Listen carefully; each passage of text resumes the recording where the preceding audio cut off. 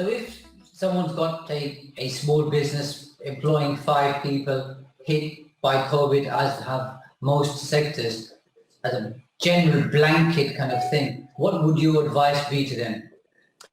I think there's 3 things you need to know now, and you've always needed to know those, which is where you've been, where you are, and where you're going.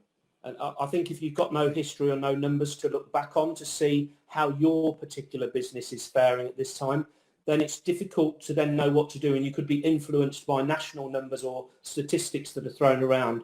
So it's about getting the realistic part of the business, which money makes the world go round. So it's finding out what the cash position is, what the cash position allows you to do, and what a steady amount of growth will bring to a business, and what extra opportunities have come from COVID-19.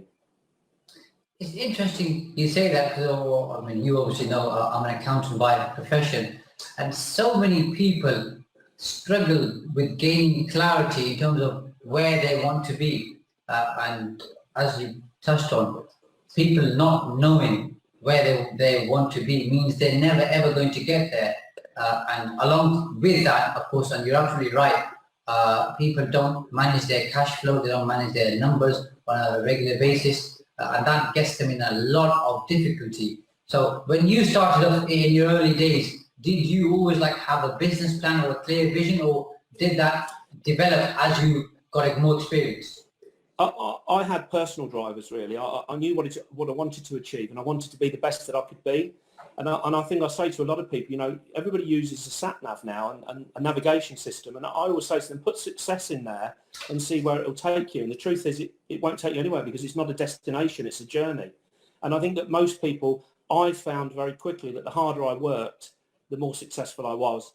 And I listened to an awful lot of people around about me, and I took from them what I believed to be true, and then I worked with it. And I had some great and fantastic years with it. But there was no kind of sitting down and trying to work out the molecular qualities of an atom or anything like that. It was a case of, this is what I'd like to do. This is what I've got experience in. I haven't got experience in that, so I need to bring that experience into the business. And that's all I've ever done. So it's just evolved. If you'd have said to me, 127 people, 10 million, 9 showrooms, I'd have probably gone, not so sure about that. But when it's one at a time, it's a bit like having children, isn't it? You just have them and you get on with it. Yeah, absolutely. Yeah, that's good advice. You also said there's going to be opportunities through COVID-19. What are some of those opportunities that you can see or envision that you think people should be thinking about? I think I started my thinking on how content people were with having 80% of their overall salary. And when somebody loses 20% of their salary and they're content with that, I looked and I thought, well, the reason that they're content is probably to do with the blue skies. So I sat there for a little while, looked at that blue sky and just thought, what are there? What opportunities will there be out there? And there will be people who are evaluating their position, their time in life, where they might think that, after all this, I'm going to bring my retirement forward. So there may be businesses that we could reverse into our business. It may well be that people are reviewing now their supply chain. We had SOS calls from people who had house completions to fulfill, and their kitchen suppliers had closed. So we were given opportunities to go there. Those relationships and opportunities that we've tried to get, we've now been able to get those, because just by offering the service, most people wouldn't want it. But we phoned round and we said, look, if we can do anything, we will do. And I've encouraged every business to just think about now, I call it your fair share and your unfair share. And nobody will ever send you an extra Christmas card or knock you off their Christmas card list because you take your unfair share. And I'd always encourage everybody to do that. Absolutely, that's good advice. So if you were working with a small business owner, for example, right now, would you get them, apart from obviously focusing on cash flow, which you already mentioned, would you get them to start thinking about maybe growing their business or looking for other growth opportunities above and beyond what you already shared? Or would you say preserve what you've got and see through this for the next 6 to 12 months and then think about the next stage? I, as an entrepreneur, I object to the small, medium and large business profile. If you have a business that is your world, So I would say to any employer of people that what you need to do is to evaluate what you would like to do. Do you want to grow the business? Do you want to grow the profitability? Do you want to grow the size? Do you want to sell the business eventually? What is your succession plan? And those are the things that generally open up discussions. And some people, probably a large percentage, 65, 70% of the people say, well, I don't really, Christmas is my next kind of point that I'm thinking about. And that generally tends to be where people are. But they work very, very hard for many, many years and run some fantastic businesses. I read about your one today, succession planning through inheritance tax. And there are so many things that you need to do, but it's not about what you do with your accountants and solicitors. It's how you shape and mould your business, your employees. If somebody's always done what they've done for 20 years and you're expecting them to take over the running of a business, it's not going to happen. So you have to start that training and nurturing process as soon as possible.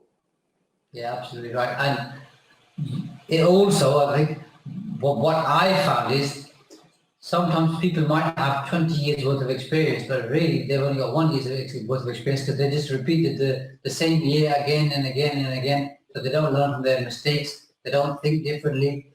They don't, as you said, which is quite important, and it's had a big impact on my own business journey, is seek external advice. So they just keep repeating the same things again and again and again, getting the same outcomes. So on that, talk us through when you started your business and when you started scaling it. What were some of the key challenges back in those days that you faced? I think the key challenges remain today.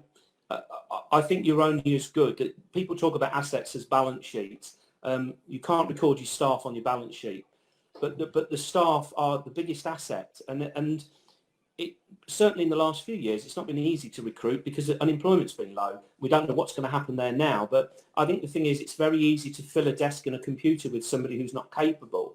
And I think that it's all about the strength of any business, and the growth of any business will always be developed quicker or slowed by the quality of people that you bring into the business.